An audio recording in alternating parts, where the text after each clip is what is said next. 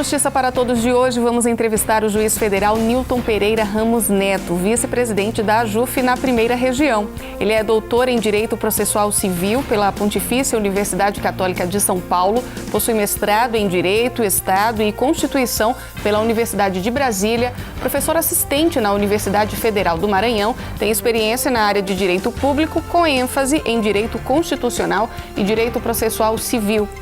Ele está aqui para falar sobre judicialização da política, insegurança jurídica, politização do judiciário e a importância da Justiça Federal no combate ao crime organizado. E também sobre o manual do Conselho Nacional de Justiça, que trata da segurança e da prevenção dos magistrados. Fique com a gente, o Justiça para Todos está no ar.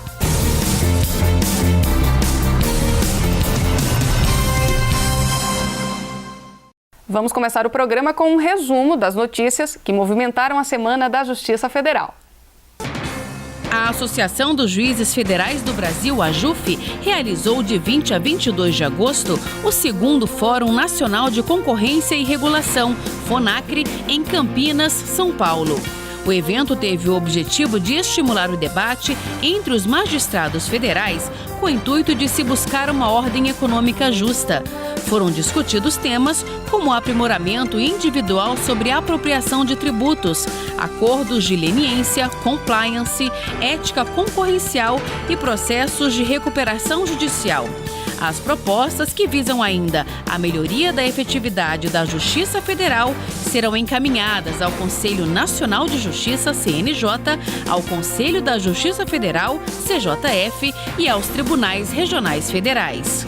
Você vai ver no próximo programa a íntegra do Fórum Nacional de Concorrência e Regulação, FONACRE. Bem-vindo, doutor Nilton. Muito obrigada aqui pela presença no Justiça para Todos. Eu que agradeço o convite, Lívia. É um prazer estar com vocês novamente. Prazer é nosso.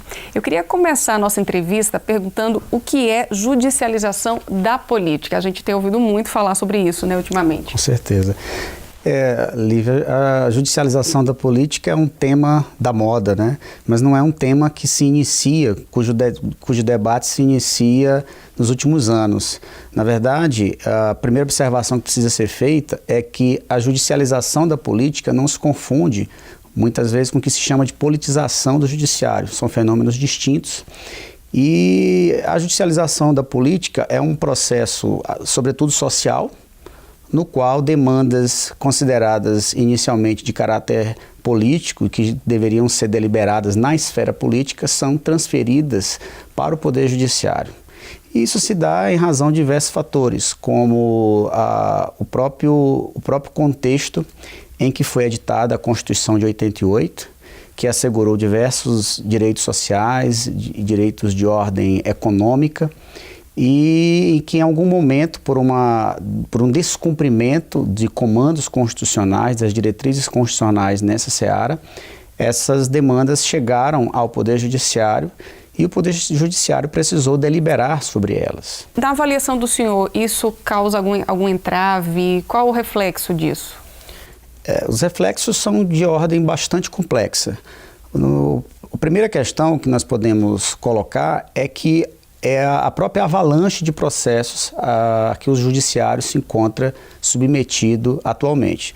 Nós temos cerca de 110 milhões de processos em tramitação no Poder Judiciário e muitos deles decorrem das chamadas omissões inconstitucionais, que é o processo a partir do qual há uma diretriz constitucional descumprida pelo poder político, pelo poder executivo, pelo poder legislativo, por fatores diversos, não necessariamente porque há um interesse no descumprimento, mas pela dificuldade de se materializar, do ponto de vista social, uma Constituição Federal tão audaciosa, uma Constituição Federal que assegura direitos na ordem social, na área de saúde, na área educacional e que se distancia um pouco da realidade econômica e da realidade política do país. Isso gera um distanciamento e gera uma tensão social no que tange à necessidade de se buscar, na via judicial, a implementação desses direitos que são negados na esfera política ou que decorre, ou que existe uma omissão do poder político na sua implementação, e isso vai desembocar no âmbito do Poder Judiciário, e precisa dar alguma resposta à sociedade sobre esses temas. Falando em resposta à sociedade, a sociedade tem participado muito das decisões, né, dos julgamentos. O melhor exemplo são as sessões do Supremo, que todo mundo costuma assistir, são transmitidas ao vivo pela televisão. Os termos jurídicos já estão assim, bem comuns para muita gente que não é da área. Como é que o senhor avalia esse processo pelo qual o país está passando? Esse é um tema muito complexo e que passa, inclusive, pela inserção da TV Justiça no cenário jurídico brasileiro. Curiosamente, há um projeto em tramitação na Câmara dos Deputados que visa regulamentar o uso da TV Justiça, restringir transmissão de julgamentos, e que é um projeto perigoso porque ele atribui ao Poder Executivo um certo controle sobre esse mecanismo de comunicação social. Obviamente, essa transmissão do julgamento surge a partir de uma necessidade de ampliação do debate democrático em torno das decisões judiciais. Ela contribui efetivamente para uma maior abertura do Poder Judiciário, para uma maior transparência dos julgamentos, mas há quem considere que também isso pode gerar o fenômeno da politização do judiciário, a necessidade de que algum julgador ele se sinta tentado a atender ao clamor social em razão da transmissão do julgamento. Porque o Poder Judiciário ele é naturalmente um órgão contramajoritário, né? O Judiciário ele se fortalece especialmente a partir da Segunda Guerra Mundial, após a Segunda Guerra Mundial, com o objetivo de defesa dos interesses das minorias. Então, daí essa sua vocação natural a constituir-se um órgão contramajoritário. Então, atender ao clamor social, obviamente, há um risco que o judiciário corre e sempre teve. Isso é natural do processo realmente decisional. Então, é preciso que os juízes como um todo, da primeira instância até a Suprema Corte, tenham a consciência de que é preciso manter sempre uma postura de imparcialidade diante das tensões sociais, das tensões políticas que a sociedade vem a viver. Uhum. Houve uma ascensão institucional do Poder Judiciário, doutor? Com certeza. Tradicionalmente, o Poder Executivo tinha um protagonismo, né, na materialização de políticas públicas, e em razão de fatores diversos, há uma crise de representatividade da classe política no Brasil, isso é um fato social inegável, e o Judiciário ele passou a ganhar espaço nessa atividade, e hoje ele é um órgão protagonista. Há um trabalho escrito por uma professora de ciência política da Universidade de Frankfurt, chamada Ingeborg Maus. Esse foi o primeiro trabalho dela traduzido para o português, em que ela fala do judiciário como o superego da sociedade.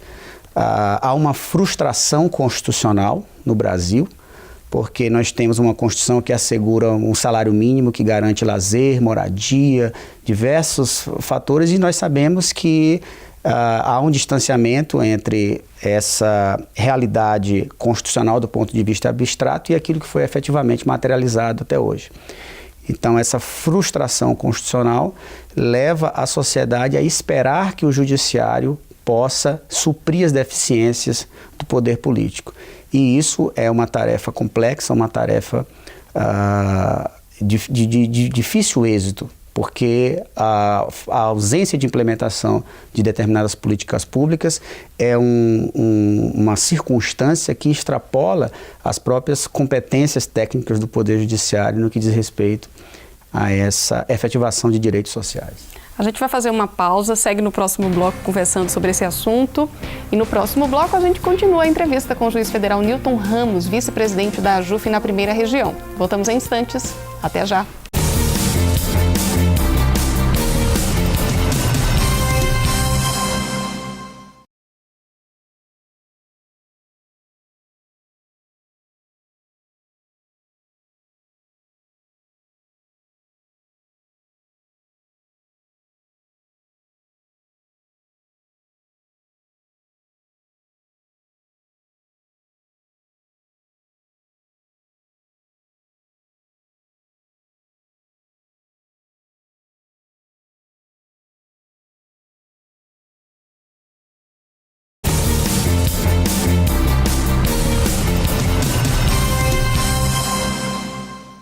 Voltamos a falar com o juiz federal Nilton Ramos, vice-presidente da AJUF na primeira região. Ele está aqui para falar sobre a judicialização da política, a insegurança jurídica, a politização do judiciário e sobre o manual do Conselho Nacional de Justiça, que trata da segurança e da prevenção dos magistrados. Doutor Nilton, a pergunta que eu quero retomar aqui nesse segundo bloco é a seguinte: a política está no judiciário ou seria o judiciário que está na política? Como é que o senhor avalia isso? Lívia, essa pergunta ela tem uma zona cinzenta, porque, como eu falei anteriormente, o judiciário não foi em busca dos temas de ordem política. Esses temas de ordem política que desembocaram no Poder Judiciário em razão de fatores complexos, como mencionei, a própria omissão do poder público na implementação de direitos sociais. Então, o judiciário precisou, em algum momento, dar uma resposta à sociedade. Eu considero que isso é um movimento pendular, é um movimento que ele já foi a uma condição mais extrema. O judiciário que chegou o momento que o judiciário que fornecia o leito do hospital, o judiciário que fornecia o medicamento, o judiciário que decidia diversas outras questões que são pauta, na verdade, da política, mas eu acredito que... Até hoje é assim, né? Mas eu acredito que a gente está caminhando para encontrar um ponto de equilíbrio nessas questões. Hoje, os juízes já exercem uma maior autocontenção em determinadas temáticas, mas, como eu falei anteriormente, a judicialização da política não se confunde com a politização do direito. A judicialização da política é um fenômeno que o judiciário não tem como se furtar dele. Os temas chegam até o Poder Judiciário. A jurisdição, ela é, a princípio, inerte. Não é ela que vai em busca dessas demandas. As demandas chegam. Quando se fala em politização do judiciário ou politização do direito, isso é uma certa acusação em face dos juízes quando decidem questões polêmicas de que o juiz está sendo partidário ou decide em favor de alguma parte, ou então com uma motivação política. Mas a grande verdade é que esse tipo de crítica ela é natural quando o judiciário precisa decidir questões extremamente complexas. Acho que nós temos um sistema de controle das decisões judiciais no Brasil extremamente eficiente. Nós temos diversas instâncias, diversos recursos.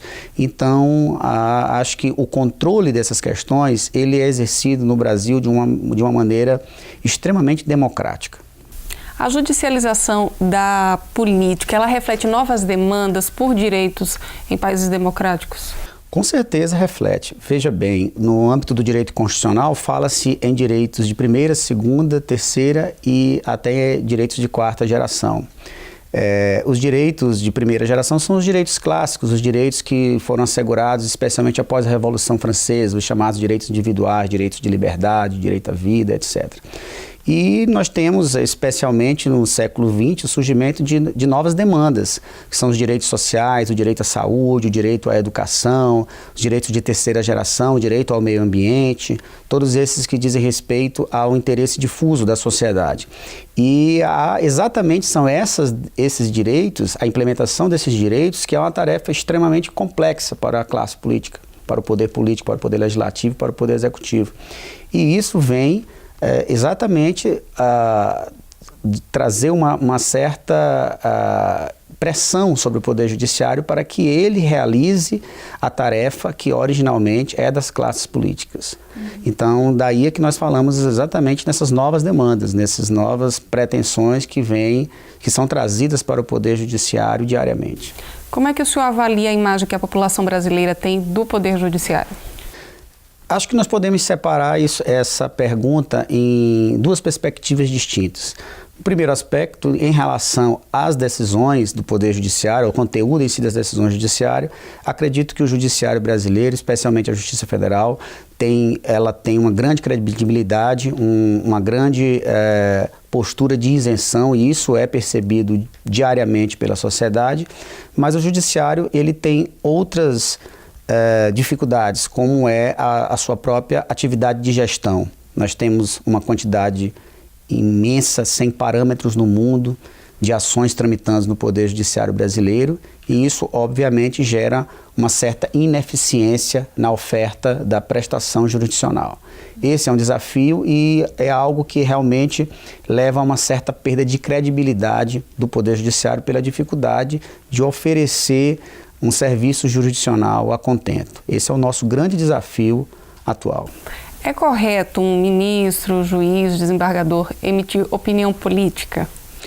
Na verdade, essa pergunta está respondida na Lei Orgânica da Magistratura Nacional. A Lei Orgânica proíbe expressamente que o magistrado emita opiniões, especialmente sobre processos que possam vir a chegar a seu exame.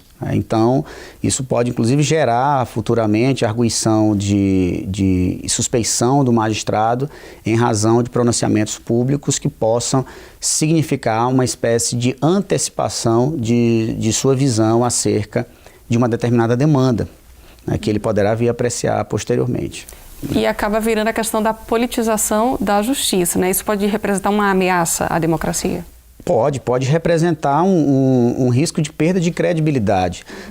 Eu costumo dizer que o magistrado, a atividade do magistrado, ela não encontra legitimidade social a partir da posse no cargo. Na verdade, a legitimidade da atividade jurisdicional se dá a partir da fundamentação, a partir da postura do magistrado perante a sociedade, como ele se comporta socialmente, como ele decide, se há uma coerência nos seus julgamentos, se há uma previsibilidade de suas decisões a partir do respeito dos seus precedentes e dos precedentes das cortes superiores. Então, esse conjunto de fatores é que dá legitimidade à atividade jurisdicional. Quando um magistrado sai desse caminho, obviamente, há uma perda de credibilidade e, portanto, o risco de uma perda de legitimidade dos próprios pronunciamentos que ele venha a emitir. A Constituição Federal diz que os poderes da República são independentes e harmônicos entre si. Diante disso, qual a avaliação que o senhor faz do momento atual que a gente vive no país? Vivemos um momento, no mínimo, confuso, né? Um momento em que é preciso se restabelecer a pauta política do país. O Congresso precisa retomar os seus trabalhos e é preciso que haja muito diálogo entre as instituições, exatamente para que se possa implementar essa harmonia entre os poderes que o Constituinte previu. Então, há necessidade de que realmente haja esse debate, um debate interinstitucional, para que cada poder possa efetivamente retomar as suas atividades, o curso normal de crescimento do país, de forma a atender realmente aos reclamos da sociedade.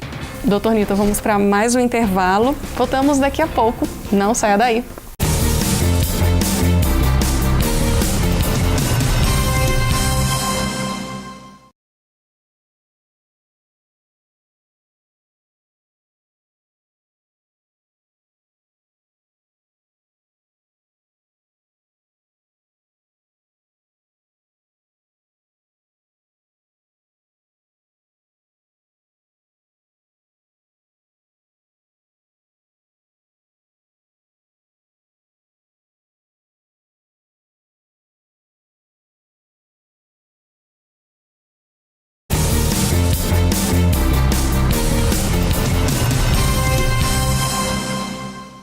E o Justiça para Todos volta a falar com o juiz federal Newton Ramos, vice-presidente da AJUF da Primeira Região. Doutor Newton, quais são os males causados a uma nação que é insegura juridicamente falando? Eu diria que, especialmente no caso do Brasil, o maior reflexo disso é exatamente a quantidade de demandas que se encontra hoje sobre apreciação do Poder Judiciário. Veja só, se nós temos um sistema judicial que não é previsível, que decide de maneira lotérica, em que o cidadão A obtém a decisão X e o cidadão B obtém a decisão Y, isso estimula uma litigância também de ordem lotérica. Obviamente que se você tem previsibilidade nos julgamentos, isso irá reforçar o sentimento de segurança jurídica, as decisões judiciais, elas são elas são previsíveis e essa previsibilidade das decisões judiciais, ela se reflete numa ideia de uma pauta comportamental da sociedade. A sociedade sabe como o judiciário, enquanto instituição, pensa. Isso falando do Poder Judiciário. Isso também se aplica, obviamente, ao Poder Legislativo, ao Poder Executivo, que historicamente sempre fez, o Poder Executivo, no caso, fez um uso desenfreado das medidas provisórias para alterar normas em vigor. O Poder Legislativo, que também altera sistematicamente a legislação, e isso gera, veja, por exemplo, no âmbito do direito tributário. Atuar na área do direito tributário no Brasil é um desafio, porque você tem que compreender uma série de leis, resoluções, regulamentos, etc., e um em conflito com o outro, e isso gera para a sociedade um extremo sentimento de insegurança jurídica que irá desembocar em demandas judiciais. Um outro grande desafio no Brasil é a Previdência. Nós tivemos agora um prazo fatal para os servidores públicos federais a migrarem para o sistema de Previdência Complementar ou não, e muitos o fizeram porque não confiam na legislação brasileira do sistema de Previdência, que a cada 4, 5 anos está submetido a uma reforma. Então, o servidor que ingressou há 20 anos no serviço público brasileiro tinha uma expectativa de direito real, um cálculo de quanto tempo ele iria se aposentar, a ideia de como programar a sua vida, e ele é surpreendido a cada 4, 5 anos com uma nova reforma constitucional que o submete a novas condições, a novas regras. Então isso, obviamente, a gente já sabe, pela experiência, que essas questões todas terminam em demandas judiciais. Então, obviamente, isso não contribui para a pacificação social. Mudando um pouco de assunto, falando sobre a visibilidade que os magistrados passaram a ter, os juízes federais, com a Operação Lava Jato, depois que ela foi deflagrada. Muitos foram até ameaçados diante de tudo isso. O Conselho Nacional de Justiça decidiu, então, distribuir um manual para os tribunais que chama Guia para Análise e Gerenciamento de Risco de Magistrados, que ele vai falar sobre prevenção, Como que o senhor avalia essa medida? Essa iniciativa do Conselho Nacional de Justiça, ela merece aplausos, porque, de fato, a independência judicial passa pela necessidade de que o juiz tenha tranquilidade e equilíbrio emocional para decidir. Um juiz ameaçado, obviamente, que ele estará sujeito a uma pressão psicológica no que diz respeito à aprovação de suas decisões judiciais, e isso não contribui para uma atuação independente do Poder Judiciário. Então é preciso, e esse guia ele se volta a isso, tanto ao estabelecimento de diretrizes no que diz respeito à prevenção de ameaças, como também à repressão de ameaças que já estejam efetivamente acontecendo. Então, essa é uma medida, é uma iniciativa realmente muito importante e que muito contribuirá para a atuação de magistrados, especialmente em regiões de conflito. Os juízes também atuam no combate ao crime organizado. Sim. Precisam ser tomadas medidas para proteger os juízes? Claro, isso já vem sendo feito, tanto pelo Conselho Nacional de Justiça, pelos próprios tribunais. Essa é uma preocupação que tem sido uma pauta comum do judiciário brasileiro. E diversas medidas vêm sendo adotadas, especialmente medidas de caráter preventivo, que são as mais importantes, de maneira a se fazer um trabalho de investigação, se descobrir se efetivamente um indício de ameaça é um indício real, um indício concreto, algo que mereça um tratamento mais adequado. E isso já vem sendo feito no Poder Judiciário brasileiro e é uma medida extremamente importante para garantir, como eu falei anteriormente, a independência e a tranquilidade do juiz no ato de julgar, no ato de dar tratamento a essas causas, especialmente essas questões relacionadas ao crime organizado, que são as demandas que afetam de maneira extremamente negativa os interesses da sociedade brasileira. Falando ainda do crime organizado, como é que está a situação do país? Quais são as regiões mais ameaçadas? A situação hoje do país, talvez essa seja um dos grandes temas a ser enfrentado. Nós estamos próximos da formação de uma nova legislatura e esse será um dos grandes temas a ser enfrentado pelo Poder Executivo, pelo Poder Legislativo e também pelo Poder Judiciário de uma maneira supletiva nos próximos 4 anos. Nós temos regiões extremamente sensíveis no tocante a essa matéria, o próprio estado do Rio de Janeiro, nós estamos acompanhando aí na imprensa que vem acontecendo, as regiões de fronteira, né? A Justiça Federal enfrenta um desafio nos locais onde ela possui varas situadas em regiões de fronteira, na fronteira com a Colômbia, na fronteira com a Bolívia, países que têm historicamente uma atuação muito forte do crime organizado, especialmente em tráfico de drogas. E é preciso realmente que essa questão seja equacionada, porque sem segurança jurídica é difícil que um país, uma nação venha a crescer, e isso pode impactar inclusive no que diz respeito ao afastamento de investimentos internacionais. Qual o papel da Justiça Federal para combater o crime organizado, doutor? A Justiça Federal ela tem um papel muito importante, porque boa parte desses crimes que são considerados delitos praticados por organizações criminosas são crimes de competência da Justiça Federal, como ocorre especialmente na maior parte dos casos de lavagem de dinheiro, tráfico de drogas internacional, também é de competência da Justiça Federal. E a Justiça Federal tem se colocado presente nessas zonas, especialmente nas zonas de fronteira. Nós já temos 4 presídios federais instalados no Brasil, na iminência de instalar um 5º aqui em Brasília, que são penitenciárias modelo de alto padrão e que visam exatamente evitar prevenir a prática de novos delitos, especialmente por esses líderes de organizações criminosas. Infelizmente o nosso tempo acabou, doutor Newton. Muito obrigada pela presença aqui no programa. Eu que agradeço a oportunidade, Lívia, estamos sempre à disposição. Muito obrigada.